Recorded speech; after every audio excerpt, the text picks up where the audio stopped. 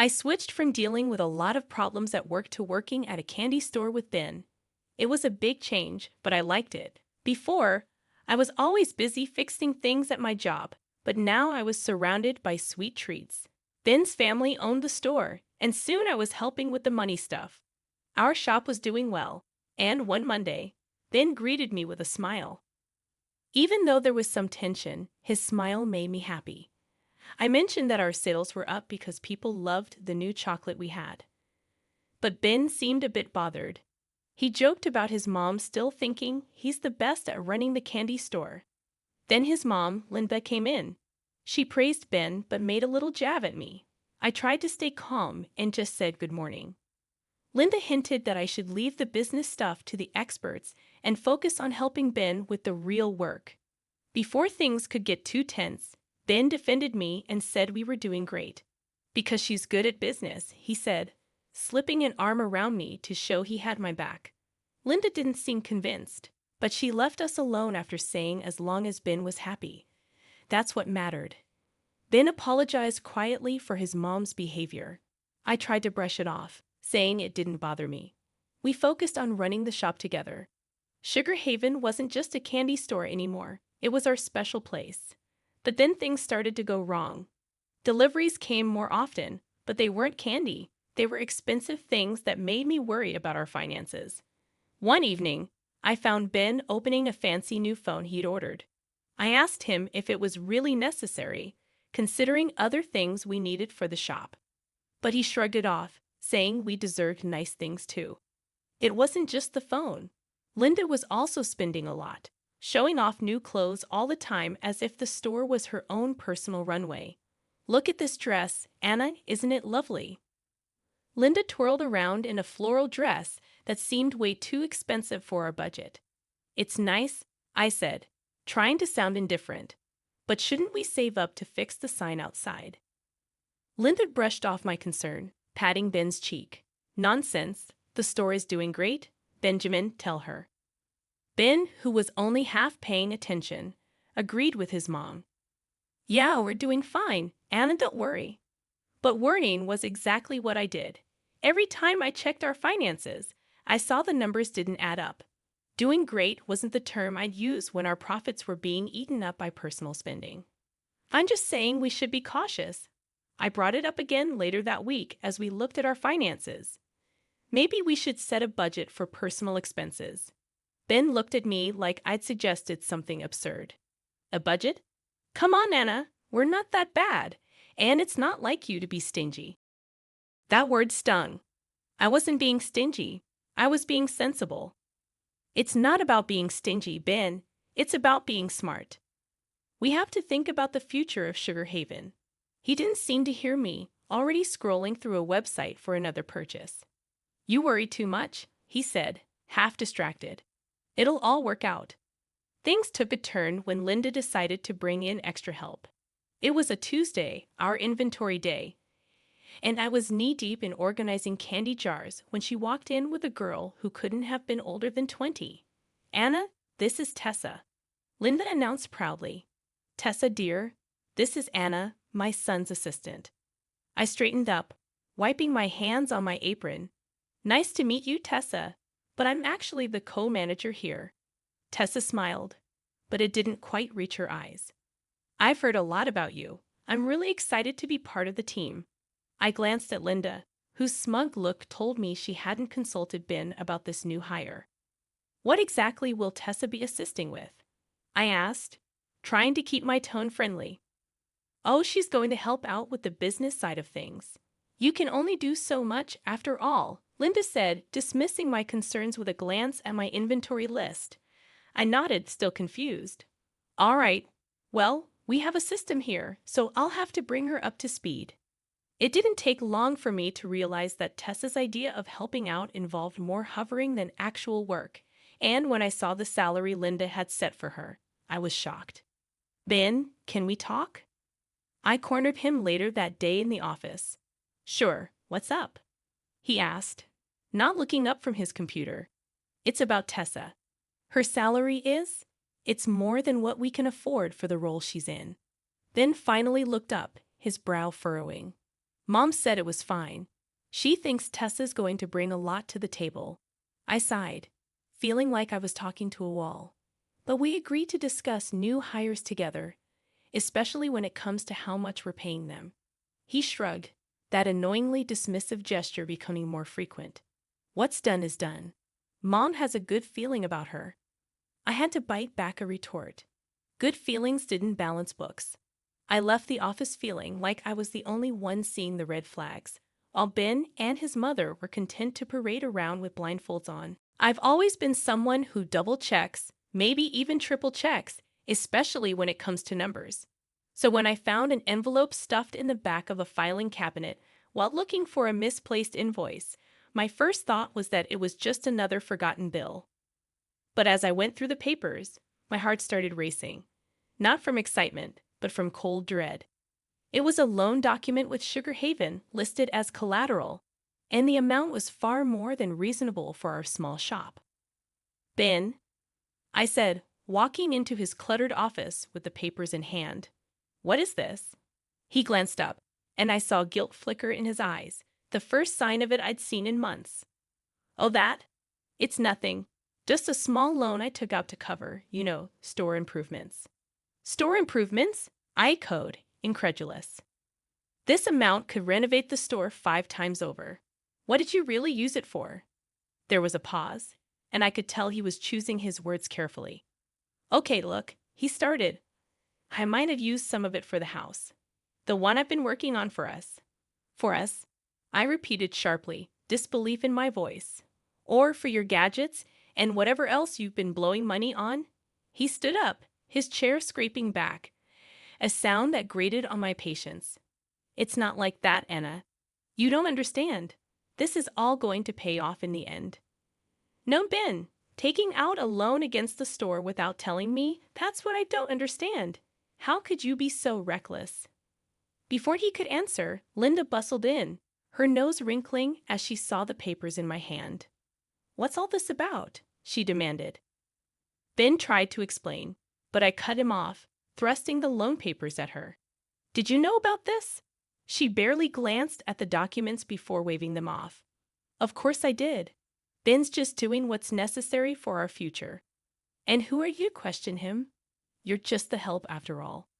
The words stung, but they also ignited something inside me. Just the help? I said, my voice low but firm. I've been keeping the store afloat while you two have been treating it like your personal bank account.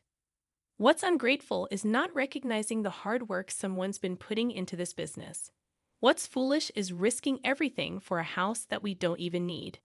I waited for them to say something, to defend themselves, but all they did was stare at me, caught in the act. I left the room then, the documents clutched in my hand like a verdict yet to be delivered.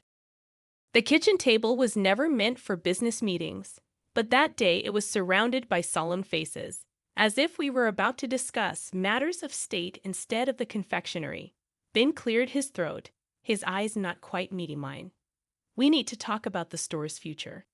I sat down, folding my hands on the table. We already did that when I found the loan documents, I said firmly. Linda huffed from across the table, her arms crossed. We need to be realistic, Anna. The store isn't pulling in enough to cover the debts. We have to find money somewhere. There it was, the we that really meant me. I kept my voice steady. What do you suggest? Her eyes gleamed with a cold calculation. You have that inheritance from your parents. It could cover the debts and get the store back on its feet. I felt like I was listening to a stranger, not the woman whose son I had married. You want me to use my parents' money? The money they left for me, for my future? Ben finally spoke up. It's not like you're doing anything else with it. That money was meant for me, for my security, I said, disbelief clear in my voice. And what about our security? Linda shot back. You're part of this family now, aren't you? I looked between them, my heart sinking. I am, but it seems you only remember that when you need something from me. Ben shifted uncomfortably. It's not like that, but we're drowning here, Anna. So you expect me to just hand over my future, just like that? I asked. Linda leaned forward. If you care about this family, yes. I thought of the sacrifices I had made for the store, the long hours, the sleepless nights. If I do this, if I invest my inheritance, I want a third of the store. I want to be an official co-owner. The room fell silent. Then Linda laughed, a harsh sound that bounced off the walls. You, a co-owner. Don't be ridiculous. You're not business material. I stood up, my chair scraping loudly against the floor.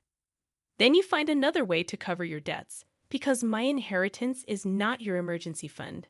Ben's face was unreadable, but Linda's was red with anger. You'd let this family business go under? I've tried to save it, I said, my voice quiet but firm. But I won't set myself on fire to keep you warm. I wasn't one for late-night visits to the shop, but something in my gut told me to go to Sugar Haven that evening. The place was dark, as expected, but the faint glow of a light from the back office wasn't. I pushed the door open, the familiar tinkle of the bell sounding almost ominous in the silence. The sweet scent of confectionery, which usually comforted me, now felt heavy, loaded with the scent of betrayal. As I walked towards the back, the murmurs from the office grew clearer, and then I saw them, through the partly open door. Ben, with his arms around the new assistant Tessa, who giggled at something he whispered in her ear. I pushed the door open fully, and they sprang apart, their expressions turning from shock to guilt within seconds. Anna, Ben stammered, straightening his shirt. What are you? It's not what it looks like. I crossed my arms, feeling a cold calm settle over me. Really? Because it looks like I just caught my husband with his arms around another woman. Tessa was smoothing her hair back, looking anywhere but at me. We were just going over inventory at midnight with the inventory in your arms, I said, my tone dry. Ben's eyes were pleading now. Anna, please, you're blowing this out of proportion. I laughed, short and humorless. Am I? Because from where I'm standing, it looks pretty clear to me. He took a step towards me, and I held up a hand. Save it, Ben. I don't know what's worse, the cheating or the pathetic lies. Tessa finally spoke up, her voice small. I'm sorry, Anna. I didn't mean for any of this to happen. I looked at her, really looked at her, young, naive, and caught in the web of a man who couldn't take responsibility for his actions. You should be. And you should also be looking for another job. Ben's protest was immediate. You can't fire her for this. I turned to him, my resolve steeling. I can, and I will. And I'll be looking for a good lawyer in the morning. His face paled. Anna, please, let's talk about this. There's nothing to talk about, I said, cutting him off. You've made your choices. Now you get to live with them. I didn't wait for his response. I walked out of there with my head held high, the sound of Ben calling after me fading into the background. The morning after I caught Ben was bright, a stark contrast to the mood in our home. I'd spent the night at my own place, the one I kept as a rental property. As I sat at the kitchen table, my phone buzzed with a message from Ben. I considered not even reading it. But curiosity got the better of me. It was a photo of a bank letter addressed to Ben, with the words "Final Notice, Immediate Repayment Required," standing out beneath it. He typed a message. We need to talk. This is serious. I typed back a simple, on my way, and got ready to face the music. When I arrived at the confectionery, Ben and Linda were already there, pacing like caged animals. Linda spotted me first, and her expression soured. Decided to show up, did you? She snapped as I walked in. I nodded, holding her gaze. You wanted to talk. Ben held out the letter to me. The bank's coming down hard. We could lose everything. I scanned the letter, the numbers not surprising me but still making my stomach turn. So what's your plan? Linda's plan was apparently to glare daggers at me. We wouldn't be in this mess if you just helped us when we asked. Ignoring her, I addressed Ben. What are you going to do? He ran a hand through his hair, looking defeated. I thought you could pay it off with your inheritance. My laugh was bitter. And I told you, I'm not doing that without a stake in the business. Linda stepped forward. You're being unreasonable, Anna. This is a family business. I met her challenge with a calm I didn't feel. And where was this family when your son was spending money we don't have and hiring his friends for fun? Ben started to say something but stopped, his eyes dropping to the floor. You don't get to play the family card. Only when it suits you, I continued. We'll figure something else out, then, Ben muttered. You'll have to, I agreed. Then Linda did something unexpected. She smiled, but it wasn't pleasant. Fine, but if you're not going to help, then you're out. We'll manage without you. You're fired. I stared at her, letting the silence stretch out before I matched her smile with my own. Okay, their surprise was almost comical. Just like that? Ben asked, his voice incredulous. Just like that, I confirmed. But I want you to know, I took photos of you and Tessa. I have records of all the money you've wasted. If you think you can fire me and sweep all this under the rug, you're wrong. Linda's smile vanished. You wouldn't dare. Oh, but I would. And when I leave, I'm taking all my hard work with me. You can explain to the bank why the business is about to tank without the person who was actually running it. Months had passed since I last set foot in Sugar Haven, and life had taken on a new kind of normal.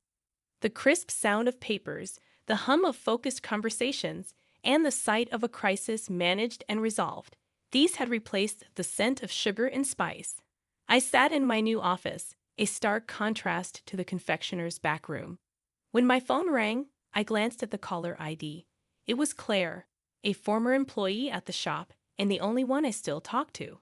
Hey, Claire, what's up? I greeted with a hint of caution. News about Sugar Haven always carried a tinge of the past. You haven't heard.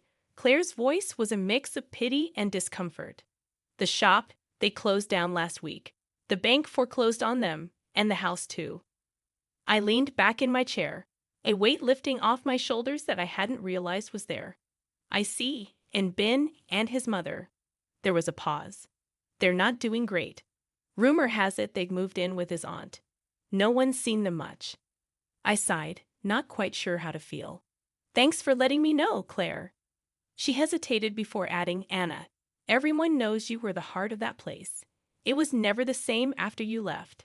A small, sad smile touched my lips. I appreciate you saying that. How about you? Found a new job yet? Yeah, I'm working at a bakery downtown. It's not Sugar Haven, but it's a start. That's great to hear. You always had a talent for baking. I'm sure you'll do well there. We chatted for a few more minutes before saying goodbye. I hummed up and looked out the window at the bustling street below. There was a knock at my door, and my assistant peeked in. Your 3 o'clock is here, Anna. Thanks. Send them in? I responded, shaking off the remnants of nostalgia. The clients came in, a husband and wife team, looking worried about their own business.